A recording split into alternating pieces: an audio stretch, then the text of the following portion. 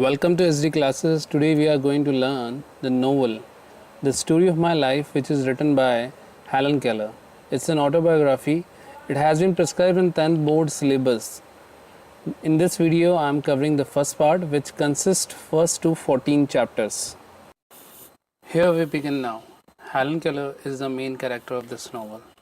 Helen Keller, her full name was Helen Adams Keller. She was born on 27th June 1880 in Tuscany, Alabama. She was a daughter of a retired Captain Arthur Hanley Keller and Cat Adams Keller. Cat Adams Keller was the second wife of Arthur Hanley Keller. She was born with full sight and hearing, which shows that she was born as a healthy child. She was living in a house which is known as Ivy Green, which was covered with English ivy trees. Everything was fine, but as she completed her 19 months, in February 1882 she fell ill. Doctors called it brain fever, and today it is known as scarlet fever. Just because of this fever, she got ill for a few days. It was expected that she would die just because of this disease, but later on she recovered herself, and everybody thought that she is absolutely fine. But this disease really affected her life.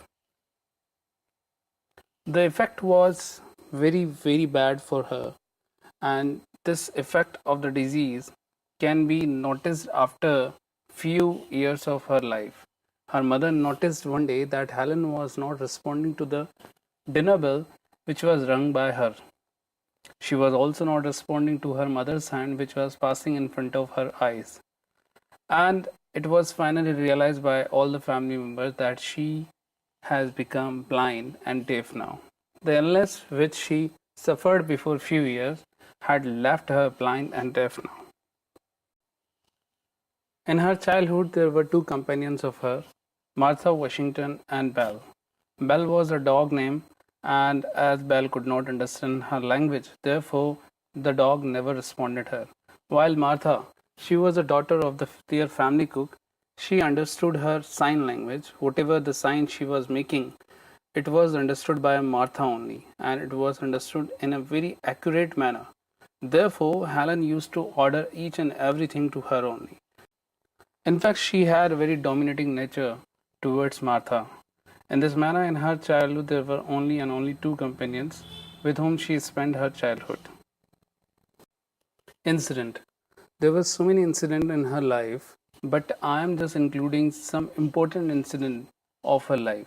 Here we have incident that one day what happened that Helen spilled some water on her apron and she tried to dry it before fire. She knew this thing that if she goes in front of something which is heating, that could dry her apron. Therefore, she went nearer to dry it faster. As she went nearer to the fire, she was expecting that the apron would be drying very fast. But very soon, the flames of the fire encircled her. Winnie, their old nurse, I am introducing one more character here, Winnie, their old nurse who threw blanket over her and saved her life. Otherwise, she could have just killed herself, she could have burnt herself. One more incident which shows that she was unaware of moral values also. One day, she tried to kill her own younger sister, Mildred. Mildred is one more character I am introducing. She was a younger sister of Helen. And when she was born, she realized this thing that her mother was paying more attention to Mildred only, not to her. Therefore, one day she overturned the cradle where Mildred was sleeping.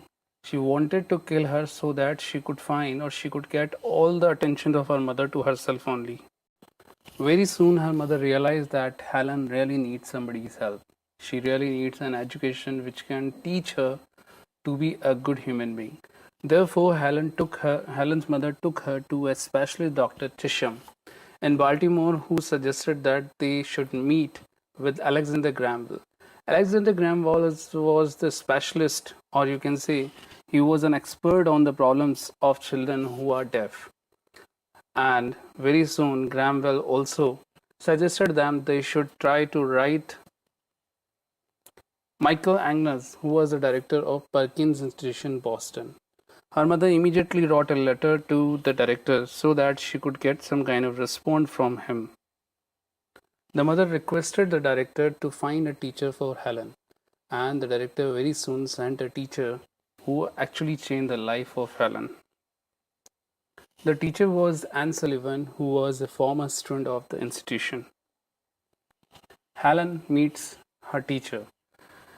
On March 3rd, 1887, she met her teacher first time in her life, and the teacher gave her a gift that was a doll. But the girl didn't know what to call this thing. Therefore, the teacher did one thing, and that was the way by which she taught her whole life. She spelled out the word DOLL on Helen's hand to help her to recognize what Anne, or you can say her teacher, had brought for Helen. Helen realized something was happening on her palm. Some movements were happening on her palm. With this palm's movement, she realized that something was being written on her palm, and whatever was written, that was the thing which she was holding. Actually, the teacher taught her that is DOLL is the thing which she was holding in her hand, and this thing she has brought for her as a gift. In this manner, the teacher taught her each and everything.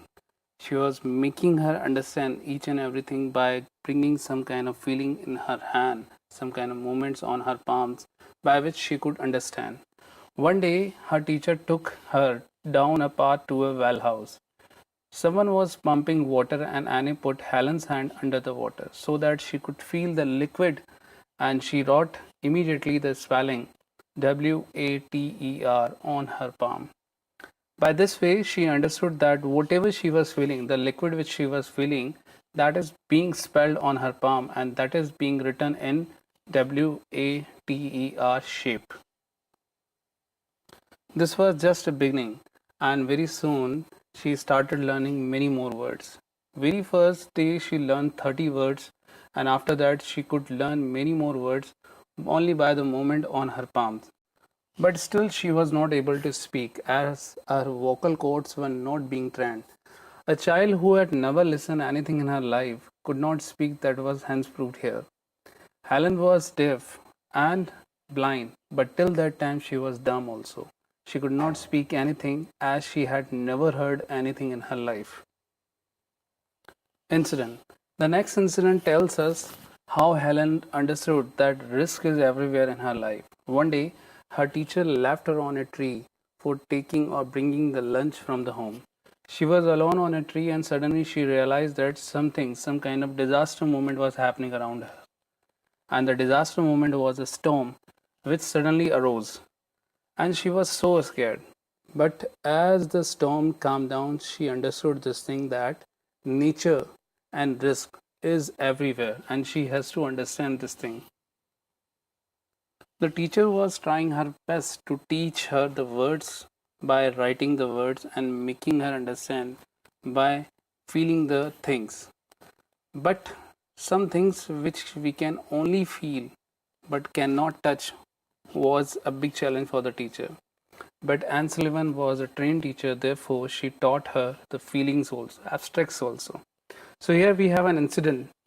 Helen was trying to solve a problem and she was concentrating very hard.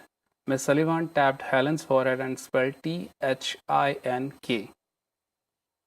Actually, Miss Sullivan wanted to tell her, wanted to teach her that whatever she was doing in her mind, that is known as think, THINK. And therefore she spelled on her forehead THINK so that she could understand that whatever was happening in her mind, that is known as think. She also taught her a very nice feeling that is known as love. As one can't touch the clouds but feel the rain, know how glad the thirsty earth is to have it.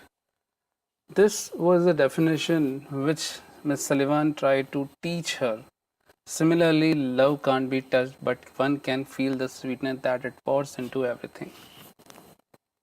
This is the best example which her teacher taught her, the feelings which can't be touched but can be actually felt. Next, we go for her continuous learning. Next, her teacher taught her the Braille script by which the blind students are taught. She gave her slips of cardboards with words printed in raised letter. She started making sentences by connecting the words. And very first book which she read, that was Reader for Beginners. She, with her teacher, often walked by Tennessee River and learned mountain ridges, valleys, rivers just by feeling them. Her teacher also taught her about prehistoric era, sea and its creatures. Christmas celebration. As Helen could not see, could not listen, could not speak, and even could not understand anything, so for her, each and every festival, each and every joy or happiness was good for nothing. But after coming of her teacher, after 9 months of her teacher's coming, Helen had first real Christmas celebration.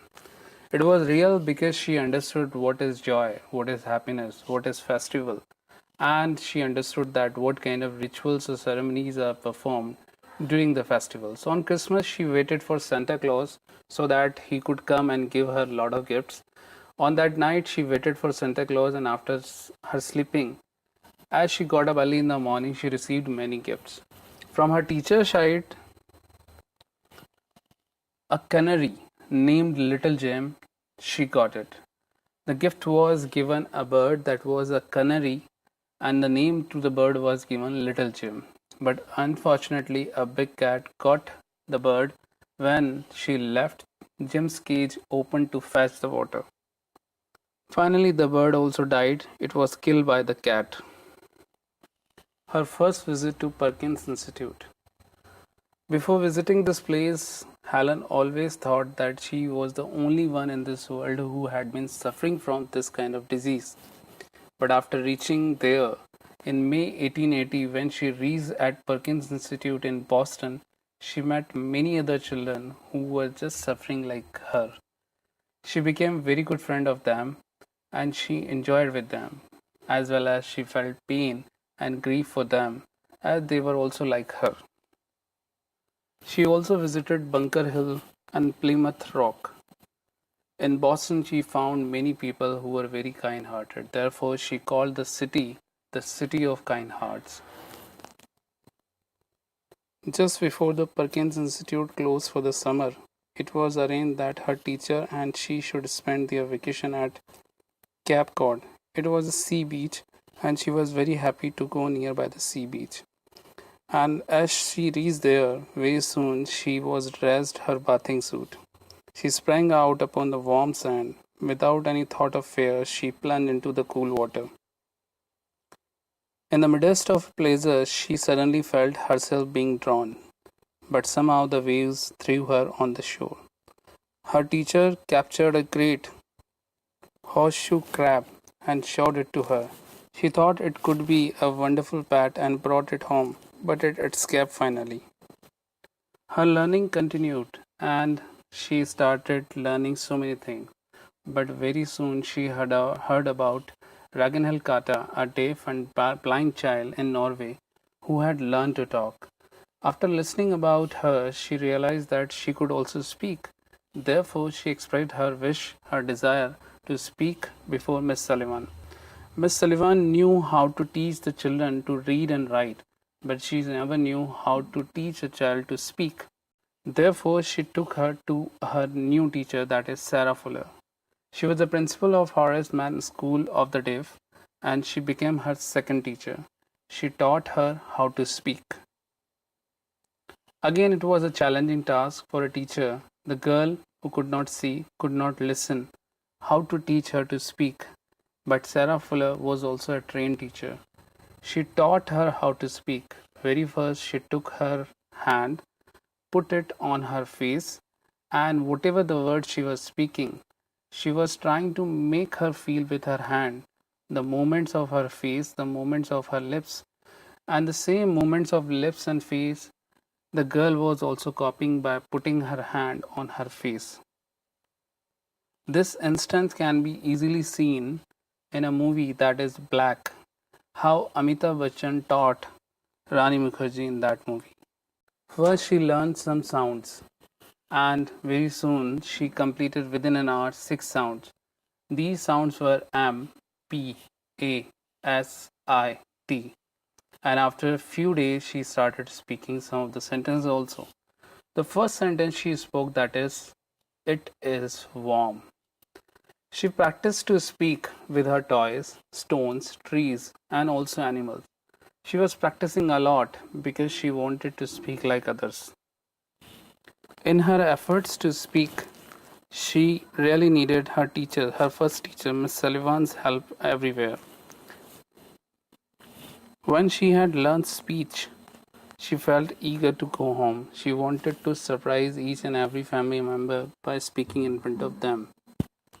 As she reached, she astonished all family members by speaking in front of them. All the family members were surprised as well as astonished that how the girl could speak, who was not able to speak as well as listen as well as to see, but she could understood writing, reading, and speaking just because of the teacher. These two teachers are really an inspiration for all the teachers, as these two teachers taught a blind girl like Helen in the same manner any teacher can do anything for any student. A student should have a great faith in teacher instead of blaming or considering himself the best, or you can say better than teacher, really brings nothing for the student. Helen Keller had the great faith in their teachers, and therefore teachers also taught her in the best manner. And very soon she became an inspiration for others. But the winter of 1892 brought a great sorrow in her life. After learning speaking, she was at home, and very soon she wrote her first story, The Frost King. She sent it to Mr. Anagnas, the director of Perkins Institute. Mr. Anagnas published it in one of the Perkins Institution reports.